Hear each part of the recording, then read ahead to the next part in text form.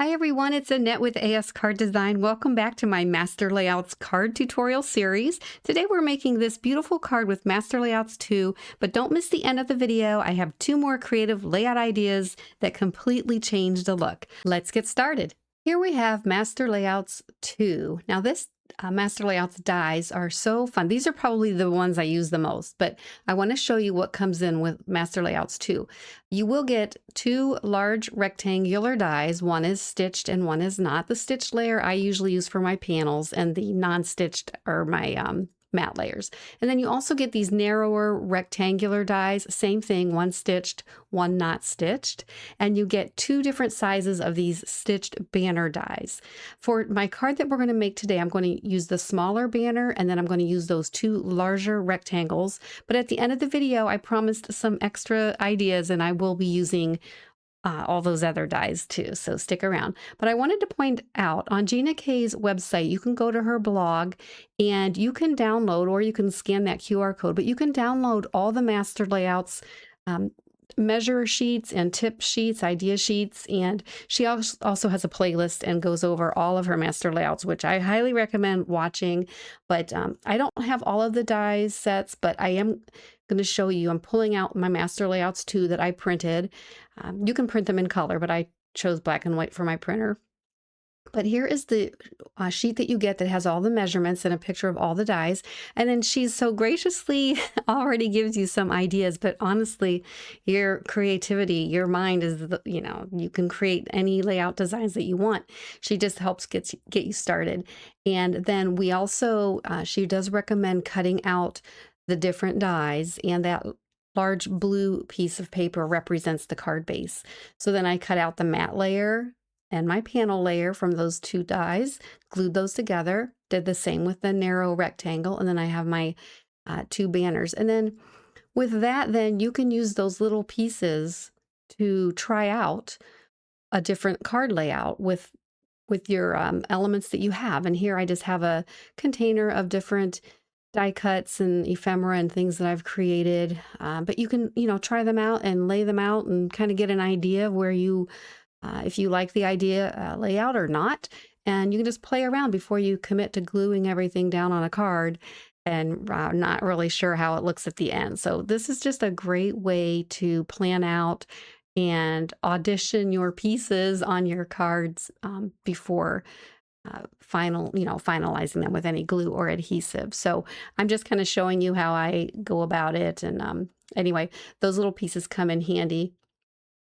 So if you do have master layouts, I recommend cutting out little practice pieces and then, just refer back to them if you are stuck for ideas. But I'm bringing in the card that we're going to create today. I'm using the two large rectangles and the smaller banner, but I want to show you a different way to make a card using master layouts too. So I'm pulling in the Gina K white cardstock and my sticky mat, and I'm just going to position that. We're going to make a landscape card, so I'm going to position that on the sticky mat, and I'm bringing in this stencil, the Master Layouts 15 Fillers stencil. Now, I recently picked this up, and I'm going to use the row of 3 squares. I'm going to just line it up on my cardstock and tape it down with some washi tape. And then I'm bringing in sea glass. This is a very nice light blue. It might be a little bit hard to see on camera, but as I'm blending here, but I'm just taking a blending brush and going with a light hand.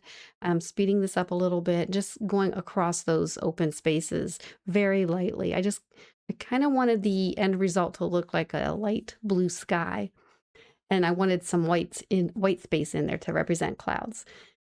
So you can see I used Post-it notes just to make sure I didn't get any ink into those other areas that are open.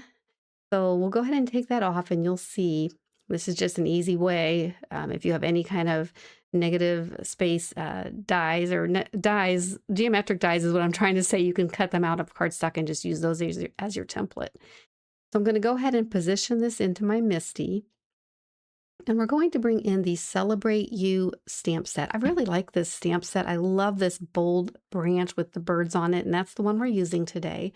So I'm just going to get that out and position it right onto those blue squares. And for my card, I wanted birds and the branches to extend upward and downward out of those circles. And then I'm just kind of lining up the left edge and the right edge just outside of the squares. I said circles, but I meant squares. So I'm just getting that positioned, and we'll go ahead and pick that up. And we're going to ink this up with my favorite black ink, Black Onyx. So we will put that ink on there, and I'm using my Chucky tool. Now, the nice thing about silhouette stamps like this is when you have a MISTI or any kind of stamp positioner, or, it's just so nice if you have to just re-stamp it twice. Most of the time with silhouette stamps, I have to re-ink them 2, sometimes 3 times. So having the platform there really is a lifesaver. I don't think I could do this. I know I couldn't do it without it. And there you go. So that looks really, really good. We'll go ahead and clean the stamp off and get that stuff put away. And then next, I'm bringing in a scrap piece of white cardstock, and I'm just going to get that secured down. I think I tape it down later, but I went ahead and die cut those 2 banners out, and I'm going to use that as a template. And I'm going to use the thank you from the Spring Things stamp set. And I'm going to use this, I like to use this technique to make sure my die cuts and my sentiment or my greeting is lined up perfectly. So all you do is take a piece of scrap paper, stamp your image. It does not have to be a perfect stamp. You're only using it as a guide. And I want to make sure that this does not move. So I'm going to tape it down with some washi tape. And then I'm also going to take a piece of this washi tape and put it on the back of my template, sticky side up, because that will help my die cut piece stay in there so it doesn't get picked up with the stamp when I'm inking it. Because chances are I'm going to have to ink this up twice. So I am securing everything down. I don't want this to move at all. And I did not want to trust my magnet to it. So I'm taping it all down. I have everything lined up. And then I will take my die cut piece. I did cut out 2 because I am going to stack them later. But I'm just going to fit that in there, and that washi tape will hold it right in place. And we'll go ahead and ink that up with the Black Onyx. And I'm just giving that a light pressure. I'm not pressing down very hard at all with my greetings. Even though this one's a little bit chunky, I still don't like to press down hard on my greetings. So I'm just very lightly going over it with the Chucky tool just to give it even pressure. And there you can see. It's perfectly lined up. So you can do this with any greeting if you have a coordinating die. Just make yourself a template and just stamp away. It works perfectly every time. All right, so I will save that blue template, and I like to store that with my master layouts too. So I'm going to go ahead and die cut this off screen, but I'm going to use the plain rectangle for my matte layer and the stitched rectangle for my panel. So we have those 2 pieces, and then I'm just going to go ahead and glue the 2 banners together. This just gives it a little bit of thickness. I like to do this. I think I may or may not. I don't remember if I put foam tape. I think I might have later, but either way, I like to add 2 pieces to the greetings. And then I'm gluing the panel layer to the matte layer. Then I'm bringing in my blue cardstock. I don't remember the name of the cardstock, but anyway, we're bringing in Altenews foam tape. I only have the 1/2-inch tape, and it's a pretty good loft. I think it said an 1/8 inch, but I wanted this to really lift off of the card base. So I'm speeding this up because I was struggling a little bit. Sometimes I do with my tape. I always, no, even if I measure, I seem to cut it a little bit too long. Anyway, I got that all down, taking off the backers, and I am going to put a little bit of glue on the back because these foam tapes are very, very sticky. And once it touches your card base, that's it. You're there. And if you try to get it off, you're probably going to rip your paper. So I have that down, and I am bringing in some Gina Kane foam squares. These are the 1/2-inch squares. I did not want to use the Altenew because it was much thicker, and I didn't want that greeting to be raised up too much, just a little bit of a lift. So I'm just cutting down those squares in half so they'll fit. I don't want them to show through on the edges. And we'll go ahead and get the backers off of this. This card comes together very quickly, but we're going to put a little bit of some sort of bling on it. Not real shiny, but something extra. I just felt like it was a little plain. But once we get this greeting down, get that lined up and just kind of eyeball centering it at the bottom. So for this card, I used 3 of the dies from Master Layouts too. And then we are going to bring in Gina K's clear dewdrops. I really love these. They're so crystal clear and they're dome shaped, and I love them. I really like them, and they work on any card that you'd want to make. So here I am going to speed this up because sometimes I struggle with getting them out and getting them placed, getting them glued. But this one didn't go too badly, but just putting just the smallest amount of glue down and dropping the little dewdrop right on top. And now we're back to normal speed. And that, I'm just using my pick tool, the other side of my pick and stick tool, just to move it a little bit. But that is this card finished. And I want to bring it up to the camera to show you.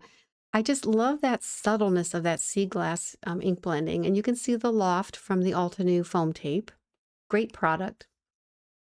All the supplies are listed in the description below, and so you can refer to that. And then here are the other 2. Now this one I used all 4 rectangular dies, the larger set and the skinnier set.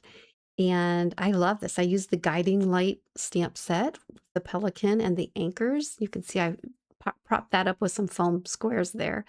And I used the twirl it rope.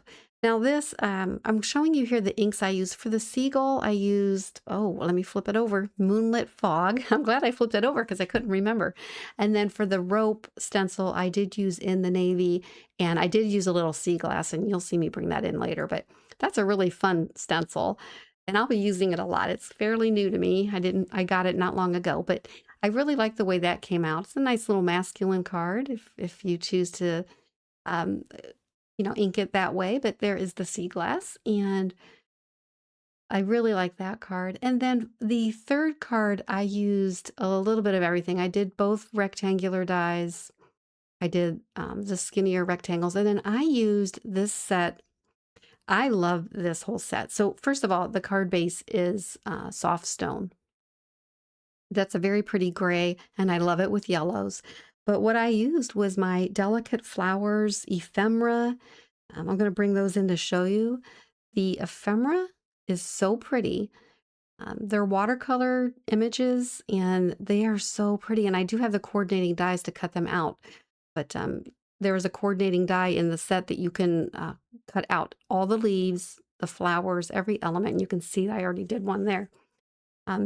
But here are the coordinating dies for the Delicate Flowers. And I also used the Delicate Patterns pattern paper.